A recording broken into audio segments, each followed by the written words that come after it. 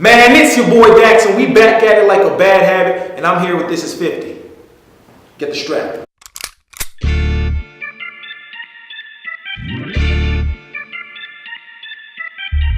Everybody, it's Boom, and we're back at it with the one and only Dax. Talk to me, don't lie to me. Hey, you just dropped a new video a couple days ago called She Cheated Again. She Cheated Again going viral right now. Alright, so tell me a little bit about the song. What inspired the song? She Cheated Again is a depiction of certain events I went through. It's not totally factual, but I made it a little bit more wholesome just to relate to everybody, but it's pretty much my situation. So, alright, but you got, if you want to look back at look back at the old interview, you'll get the whole background on everything about Dax. I'll never lie. That's why I always say, talk to me, don't lie to me. I live off that too. So, but I'm saying you got millions of followers, you got millions of views, you got millions of streams. How is an artist of your caliber is still going through heartbreaks and whatnot? How are you still going through that? Because, at the end of the day, I'm human. You know what I mean? People always try to say, like, oh no, just because you have this sort of status that you shouldn't go through certain, trials and tribulations. And I think that's just sort of what society pushes on people who start to gain social media. And they start to forget that, we're human too. So that's what I would say, I'm a human being. Yeah, but so speak on your experience with depression and whatnot, or dealing with breakups. And I wouldn't necessarily say I was depressed. I think there was a time when I was like sort of just really angry. There was probably, when it first happened, there was a period for a couple of days where I was like, damn, all I want to do is sleep. You know what I mean? But then I got out of that, so I don't necessarily like to say I was depressed. But I knew that putting that in the video, a lot of people would be able to relate to it. And my goal as an artist is to put something into the world that will last forever, so I'm always trying to relate to a mass amount of people. So, and then do you watch the reaction videos? Like the people will be all the people that react, I know them personally. I've been building a relationship with those people for years, so they're all my people. How do you feel about the reaction? Love them. I love them.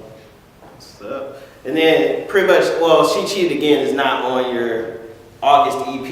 It's not on. It's different now. No. So, but being that it's been 5 months since we've interviewed you on This Is 50, a lot has changed. You've gotten even bigger. Yes, sir. So, talking about it's different now. What's really different? My bank account's different. My jewelry's different. The music's better. I'm doing more shows. My fan base is bigger. I'm affecting people more in life. I'm affecting positive change into the world more than I was 5 months ago. Just everything's building and growing. All right. And then on the EP, you have a song called Why You Leaving, right?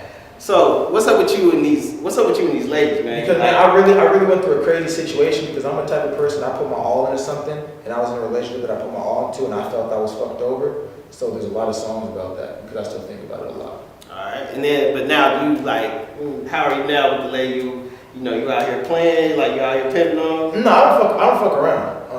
Me personally, I don't have time to be running around, fucking a bunch of different girls. It's just a waste of time. So I'm always looking for the one. On the project, you mentioned, you was on Tinder. So do you really be still? There's times when I'm Tinder swipe. I'm human though. Shit happens, you know what I mean? But it doesn't happen consistently. I say the only times I've Tinder swiped was probably when I was like on the road one time, and I was like, man, I'm bored as shit. And I was out by myself, so I was like, man, I got nothing to do. So let me Tinder see what happens. And sometimes I'll swipe with someone on Tinder, and I won't even fuck them when I meet them. It'll just be like an interesting, because I'm all about meeting people, having an interesting conversation, affecting my personality. Now I know they're gonna go spread my name around. So honestly, I don't match on Tinder just to fuck. And you build fans off Tinder. My female fan base has grown since I just swipe. My female fan base has grown like crazy. Alright, speak on it. Okay, so artists gonna want to know this. How do you get fans off of Tinder? Okay, so I put in my bio and I put my dope ass pictures from because you can connect to IG to it. Boom, music artist Dax, right? Looking for something real, which I am. That's not a lie. And then I obviously I swipe people I like, but they usually end up going to check out your shit. And I've actually swiped some girls on Tinder. You can connect your Spotify to it, where girls will have my music as their Spotify shit. That's what's up. So you ever met a fan? Oh, of course. All right. What was the first thing a fan has asked you? Where you from? Tell them Canada. That's what's up. All right. So let's talk about this EP a little bit more. So, like, what, in your opinion, what's your favorite song on the EP? All 7 are my favorite songs. I think every single song on the EP is a hit. But if I had to choose one, probably be Cracking on My Own. Wow. Because I got it cracking on my own. Just, you know, the song is really a depiction of how I built my music career so far. Okay, and then touching on Cracking on My Own, like, your journey was pretty much you, like, going one-on-one with your fans. Yeah. Okay, so now artists can see that now and be like, hey, so if I do the same thing he's doing, like, I just go in everybody's DMs, everybody's mentions, everybody on everything that to try and get them to listen to my music. A lot of times artists get discouraged from it because, you know, people get tired of you hitting them in their DMs. So tell us about how you just stayed persistent. I think a lot of artists go about it the wrong way. I see always like some artists that have their shit automated to where it's comments on everything. That's not the way to do it. The way I do it is this: I provide people a service. The service I provide people is I provide them motivation. They can look at me and they can be like, yo, he's doing it and he's trying to motivate me to do it, so I fuck with that guy. And when you provide people a service, a lot of the times people pay for services. And the way I sort of convince my fan base to pay me is by spreading my shit. All right. So if you provide a service, people will pay you for your service, not in money, but in dedication to you. So I'm worried about my fan base, my family, I call them. I'm worried about motivating them to chase their dreams, so in turn, they pay me back by pushing my dreams up. True. And then how many nights did you spend on these social media platforms, just going through, talking to everybody, Every day. You still doing that now? Yeah, it's easy, you know what I mean? Just like if I pick out an hour of the day, I do it all day long though. But if I pick out 1 hour, you pick out 1 hour of the day and just respond to everybody. It doesn't take that long, really. You know, a couple messages back and forth, and that person's good. They know you can't talk to them the whole fucking day. True. So what would you say you have a larger fan base of, male or females? Definitely male. Definitely male now? Definitely male. Definitely male. All right, being that it's different now, like, so for you, if it's different now, what are the shows like as far as the fans' reactions? Well, whenever I perform, it usually goes pretty crazy. But where I'm at in my career, like I just started performing last December, so it hasn't even been a year since I started performing. So I would say if I hold a show anywhere from about, I could probably bring out anywhere from like 50 to 200 people, depending on how much time I have advertising. But my goal for every show at this point in my career is like, I'd love if I could get 50 to 100 people in the room. I'm just being honest. All right, and then you're working on going on tour, right? Correct? Tour got canceled. So now you're going. So it wasn't my tour in the first place. Yeah. It was a guy named Just the Juice's tour, but like it wasn't going as they had planned. So I personally was like, I don't want to go on that tour. So we just like they wanted to postpone. I was like, nah, I'm good. Okay. And then now you've worked with a lot of artists, a lot of your peers now. So who are some people that you feel have given you really good advice as far as making music, as far as how you conduct business? No one's giving me advice on making music. In terms of business, I've learned a lot from Hobson and Futuristic. They're like the two guys that really, like, I actually got to talk to and I collaborated with them, so that was dope. So definitely them two in terms of business, but none on making music. True. And then you're coming up really in the social media era.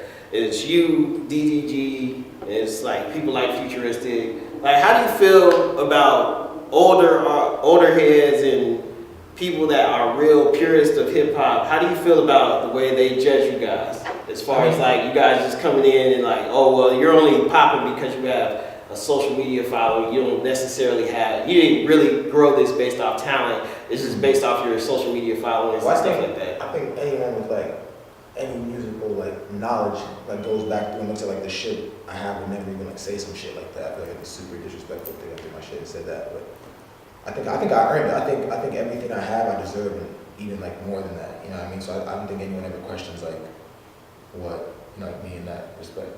True. And then being that you've been playing ball most of your life, and then you transitioned into music, and you still have that competitive spirit. Oh, yeah. How competitive? How did you transition all that competitive spirit to music? This is how people, because everyone always asks me like, yo, Dax, how did you build what you've done so fast and boom, boom, boom. And I always say that the same work ethic I put into basketball is just the same shit I put into music. So, when I played basketball, I was the guy that was up at 6 a.m. shooting shots. I was the guy shooting 1,000 shots a day. I was the guy lifting extra weights. I was the guy, just, you know what I mean? I was that guy. So that's the same shit I do for music. I do the extra. I do more than what's required. True. And then being that you said that you started out doing poetry, Yeah. and then you slowly worked on doing more rapping and whatnot in music, and now you're saying you've worked pretty much now into melody that you found a voice. Yeah. So how would you say finding your melody was the most difficult part of recording? For me, it was just remembering that I could sing. Because, for example, like when I was at the University of Montana, I didn't even make music. I was just hooping. But I remember I had to pick an elective, and I randomly picked singing. You know what I mean? And I didn't do no music back then. But it's like I realized the other day, I was like, man, I've been singing my whole life. And I was in choir as a child. My mom put me in it. So it was just me like remembering that, yo, you can sing, and then going to the studio and being confident to be like, okay, let me just sing on this shit. And it worked out. That's what's up. And then how do you feel about the whole streaming era now? Now that it's so easy for artists to put their music out, distribute their music, pretty much make their own money off it without any type of backing whatsoever, like you've been doing. Yeah. Like, how do you feel about how convenient the streaming era is? I love it. The only thing I hate about it is that people can buy streams. You know what I mean? So there's a lot of just like cats who are just like, it isn't what it is. You know what I mean? It's really like tricking a lot of these like, it's even tricking labels. And that's what people don't understand. You're only hurting yourself when you do that shit. Why? Because once a label signs you and they realize you can't actually bring those numbers in, you're fucked.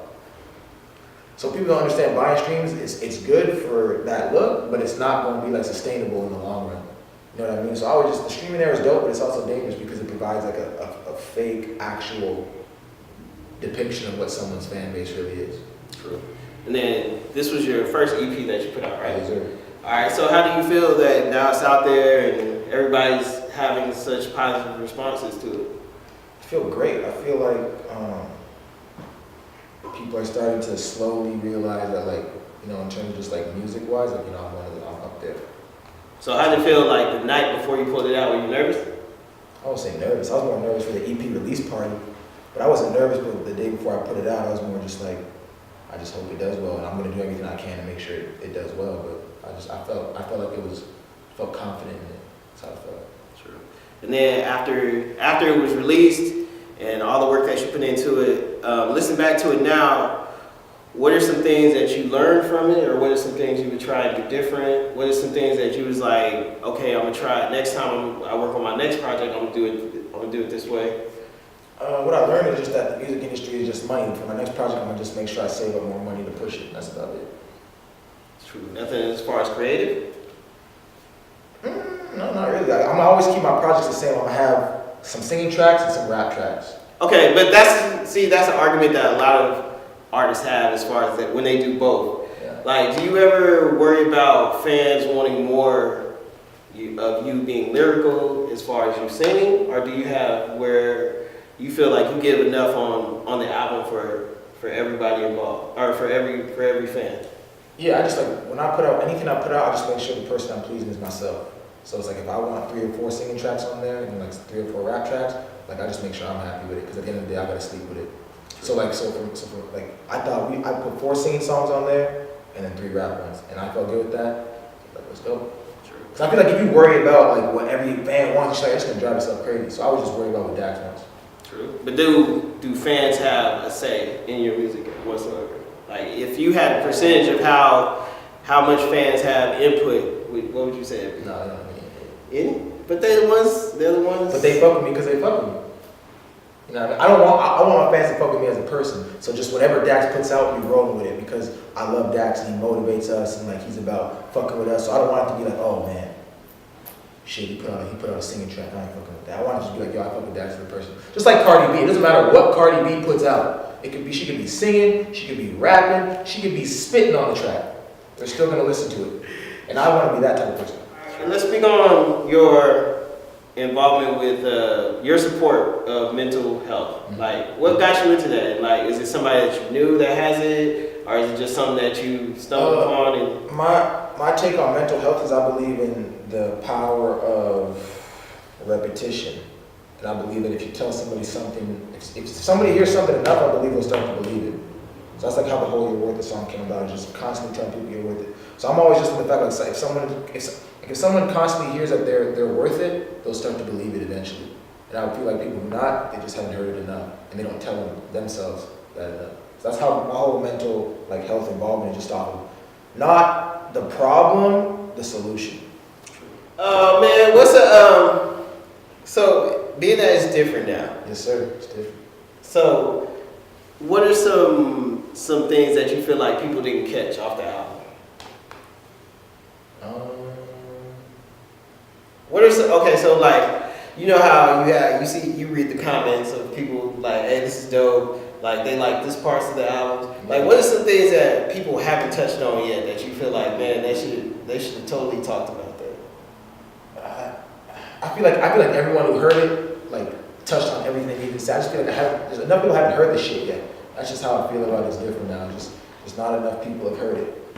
And I mean, like for example, like we don't got time to talk about that shit. But I was in the car with some people yesterday randomly after I went to a club, and I was showing them this different. They were like, "Wow, this is so awesome. Is that you?" Yeah. I was like, "Yeah, that's me."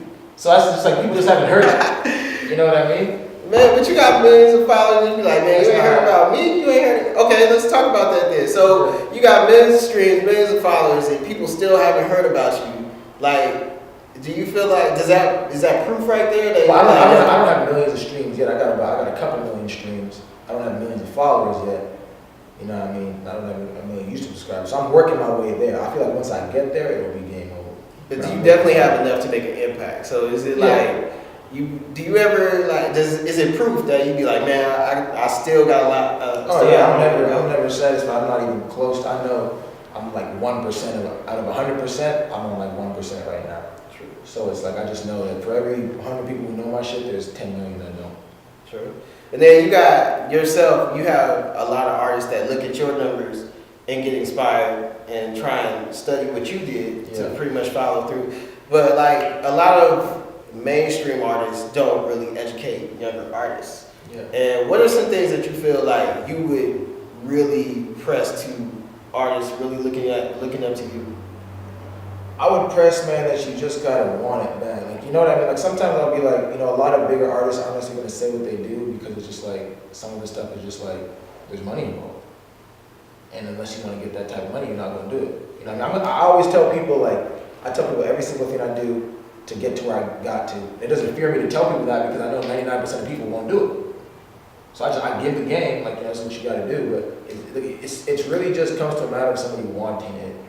And if you want something bad enough, you'll find a way to make it happen. True.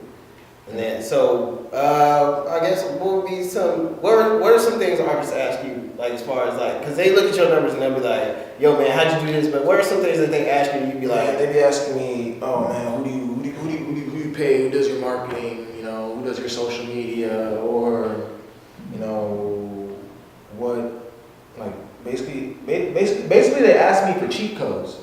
Because they think there's some cheat codes to this shit. And I always just have them talk about there's no cheat codes. It's a matter of, you know, you got to talk to every single person that exists on the world. When I started this shit, I put a number on my wall in my room. I put 1 million. I said, if I can individually talk to 1 million people by myself, that I will blow up. Because I know my shit's good. So if you know your shit is good, there's no reason you're not talking to a minimum of 500 people a day. Whether that's DMs, whether that's your live streaming and 60 people are watching you, that's 60 right there. You gotta motivate them to share. You go on YouTube live, then that same day you get another 20 people there, boom, that's 20. And you go to your Facebook live, then you DM some people here. You should be talking to 500 people a day minimum. So if you're not doing that, you don't really want it. yeah, definitely artists that hit you up all the time, like, hey, look, I ain't got time for that, but look, can you just tell me who I gotta pay, who I gotta get? Yeah, some people want it that way. They don't understand once you start building that shit yourself, those people will find you. And then another thing that I'm sure you don't get a lot is, how long did it take you to discover your sound and hone in on your sound?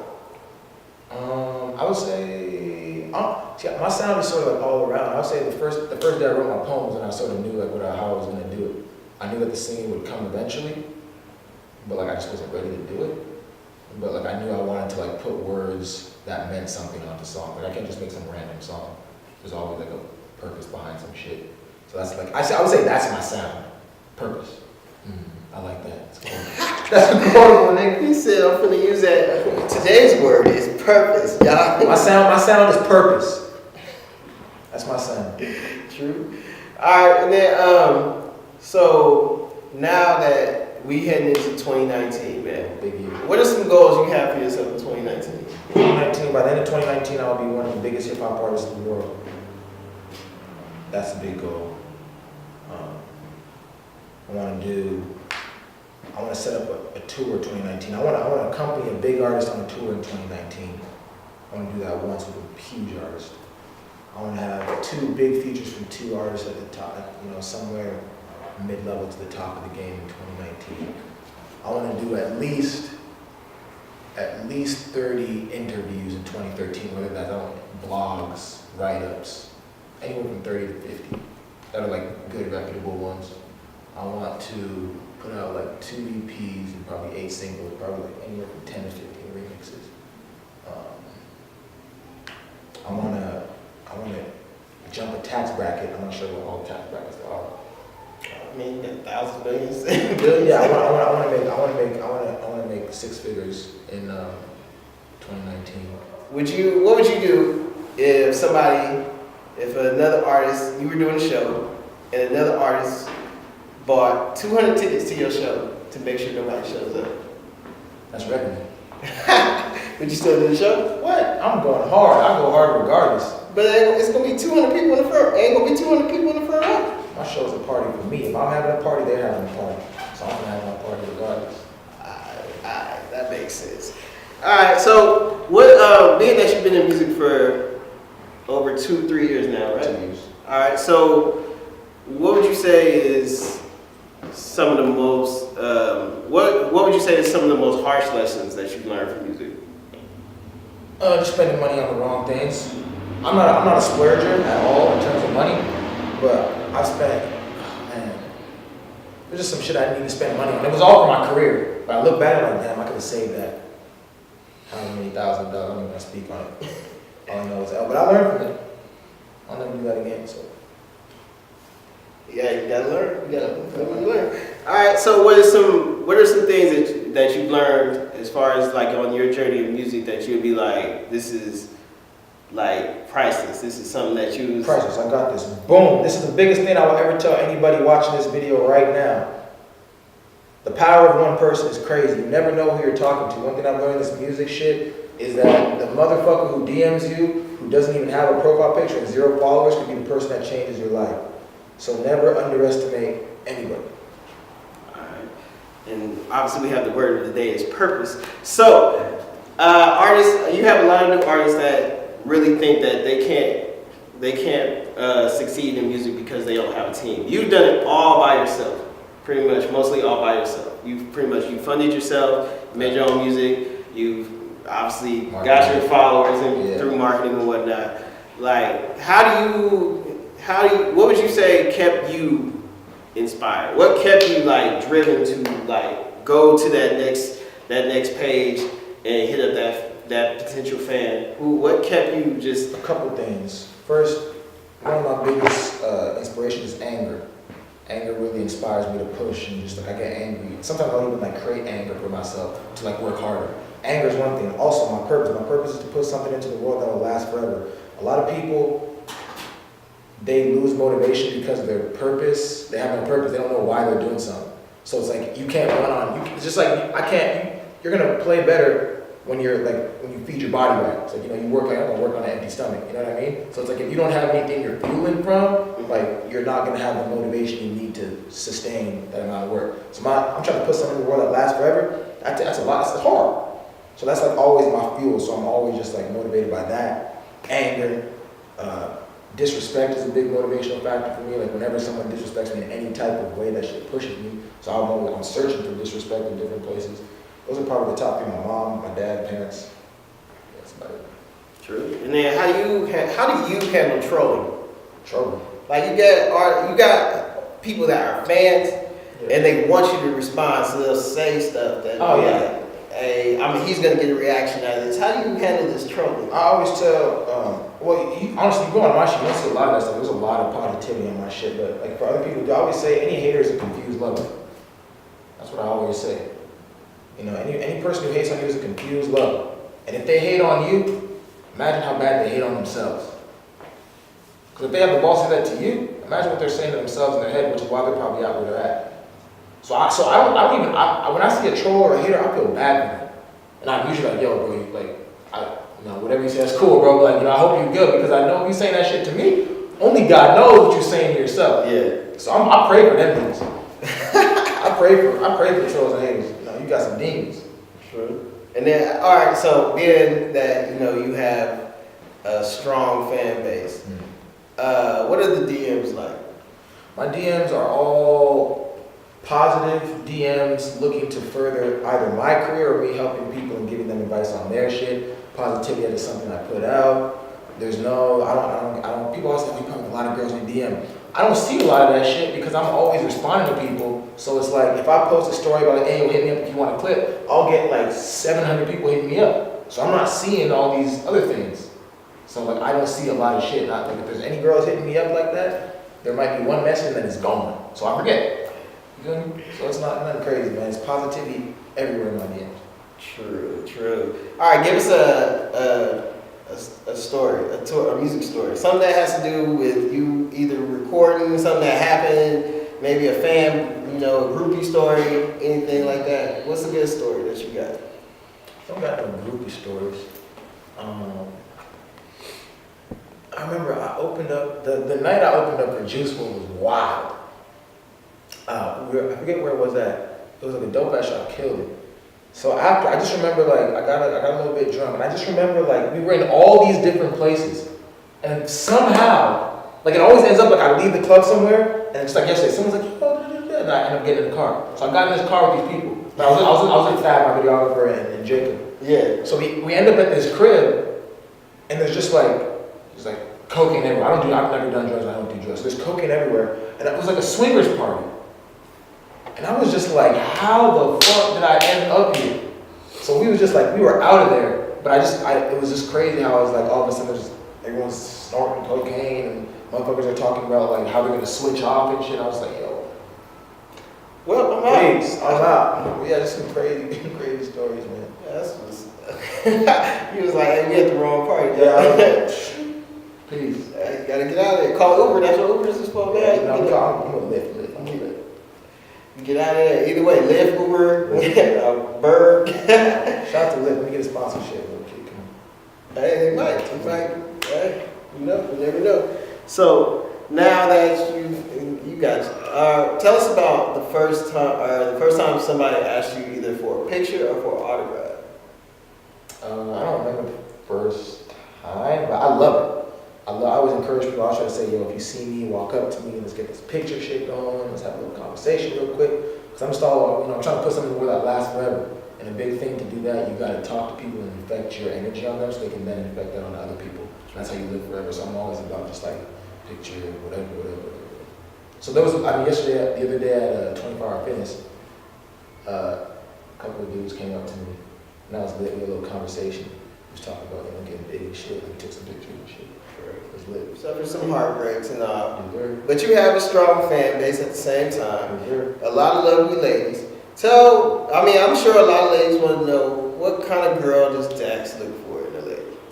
I look for just a loyal girl, man. I tell you what, loyalty trumps everything. Man, I feel bad.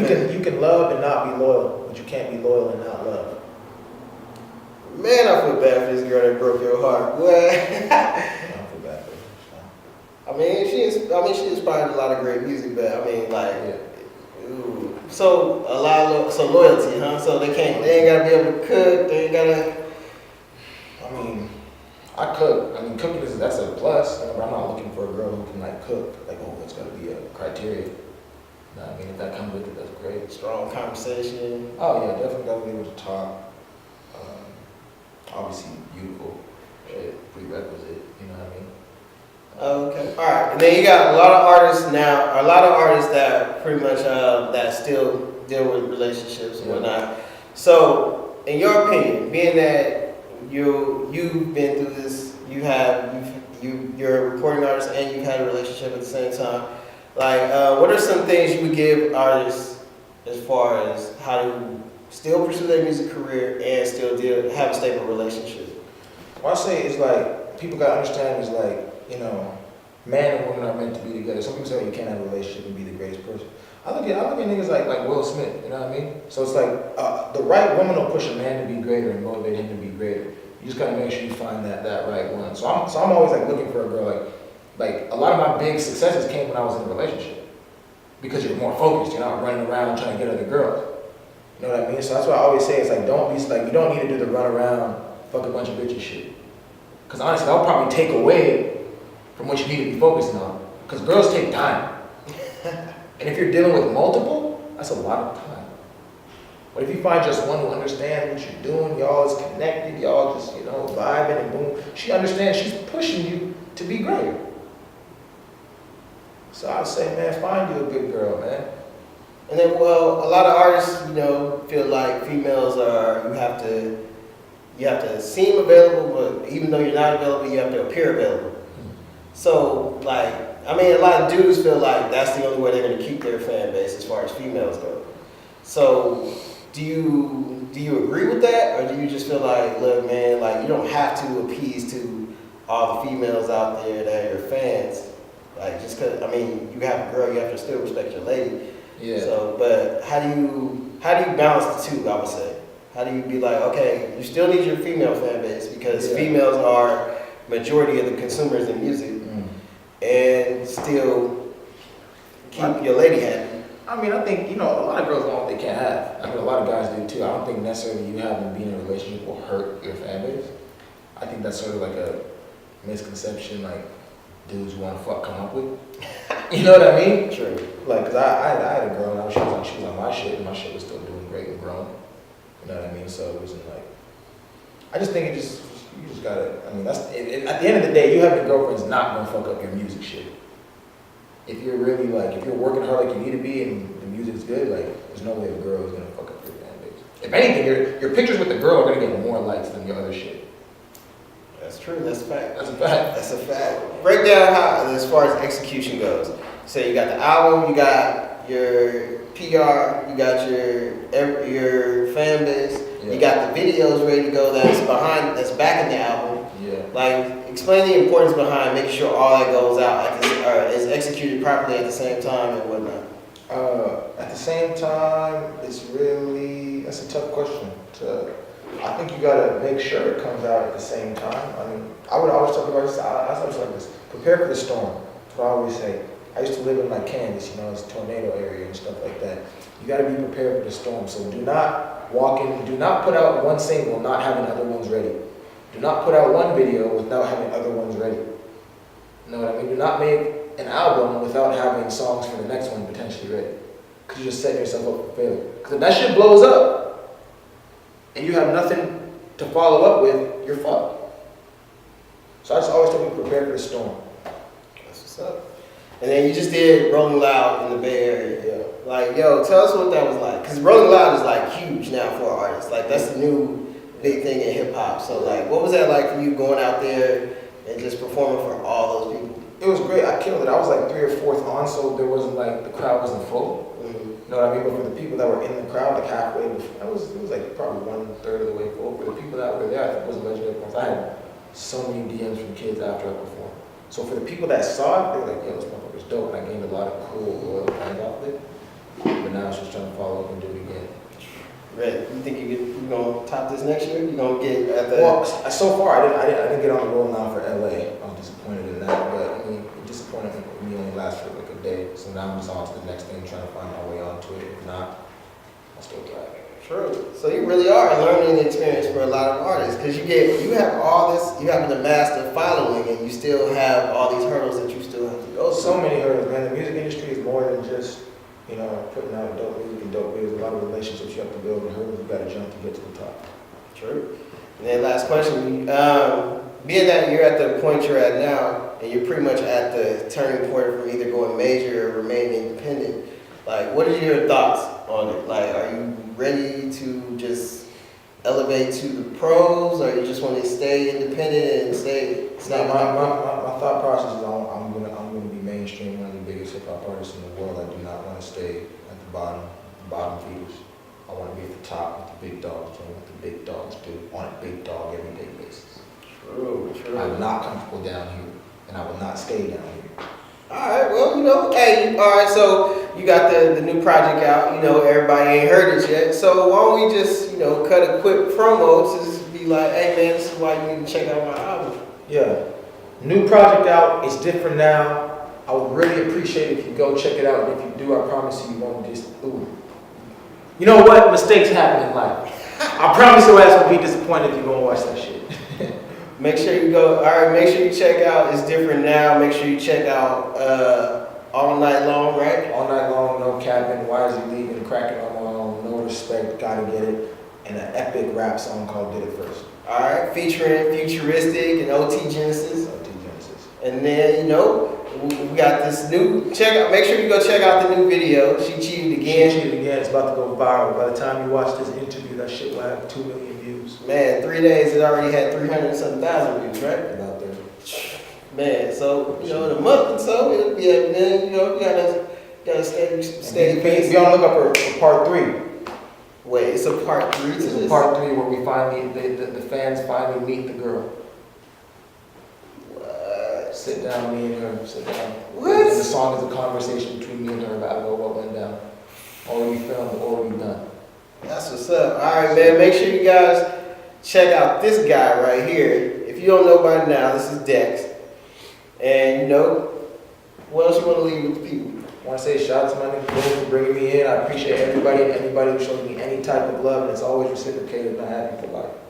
All right, and make sure if you want to learn everything there is about Dex, make sure you go check out the previous This Is 50 interview. It'll tell you everything about his start, his basketball career, and what he's been, everything leading up to this point. So it's pretty much like a 2-part. I was listening to a song by a group called They. I don't know if you ever heard of it. Yeah, D-Y? They. Oh, no, I don't know. Some song and inspired me to write a poem. Randomly. We got this is a 10-part series I have with This Is 50. From now up until I'm at the very top of the music industry. And that'll be part 10. All right, man, this is 50. We out. Peace.